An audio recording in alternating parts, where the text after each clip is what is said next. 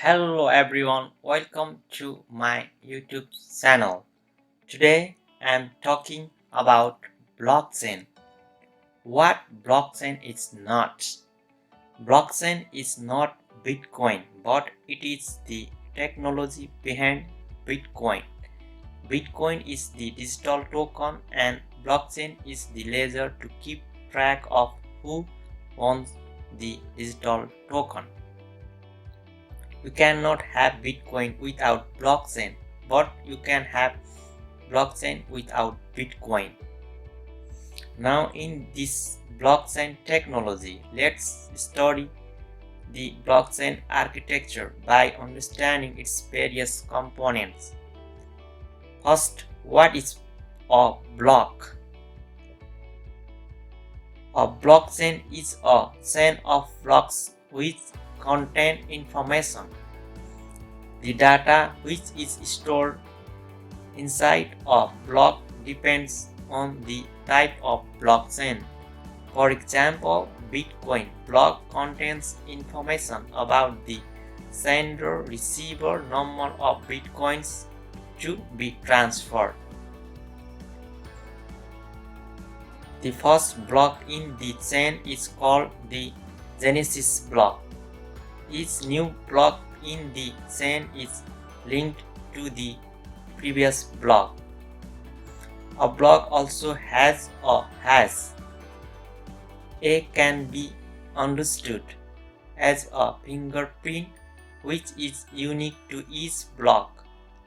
It identifies a block and all of its contents, and it's always unique, just like a fingerprint. So once a block is created, any change inside the block will cause the hash to change.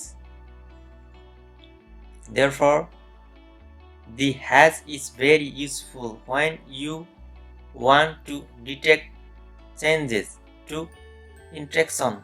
If the fingerprint of a block changes, it does not remain the same block. Each block has data hash of the previous block. Consider following example where we have a chain of 3 blocks. The first block has no procedures, hence it does not contain as the previous block. Block 2 contain has of block 1, which block 3 contain has of block 2. Hence, all blocks are containing hashes of previous blocks. This is the technique that makes excellent mechanism to prevent tampering, but computers these days are high speed and can calculate hundreds of thousands of hashes per second in a matter of few minutes. An attacker can tamper with a block and then recalculate all the hashes of other block to make the blockchain valid again. To avoid this issue, blockchains use the concept of proof of work. It is a mechanism which slows down the creation of the few blocks. A proof of work is a computing problem that takes certain effort to solve, but the time required to verify the result of the computing problem is very less compared to the effort it takes to solve the computing problem itself. In case of Bitcoin, it takes almost 10 minutes to calculate the required proof of work to add a new block to the chain. Considering our example, if a hacker would to change data in block 2, he would need to perform proof of work which would take 10 minutes and only then make changes in block 3 and all the succeeding blocks. This kind of mechanism makes it quick thought to tamper with the blocks. So even if you tamper with even a single block, you will need to recalculate the proof of work for all the flowing blocks. Thus hedging and proof of work mechanism make a blockchain secure.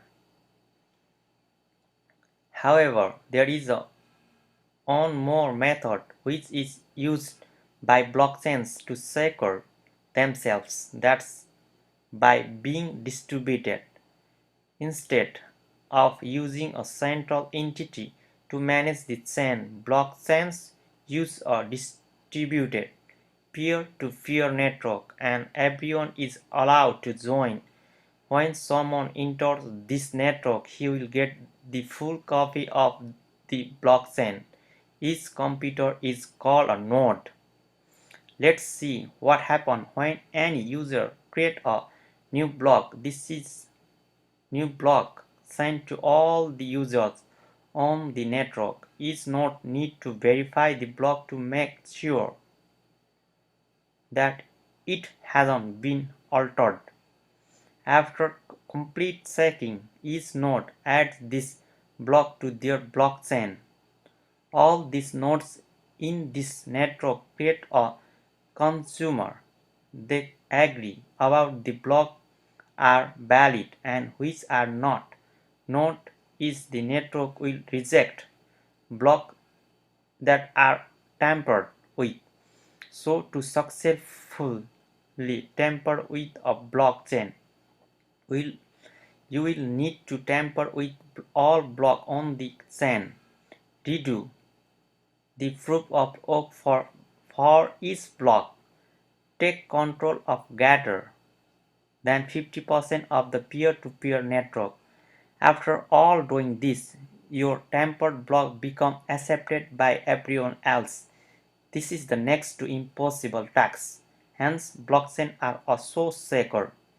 Thank you very much.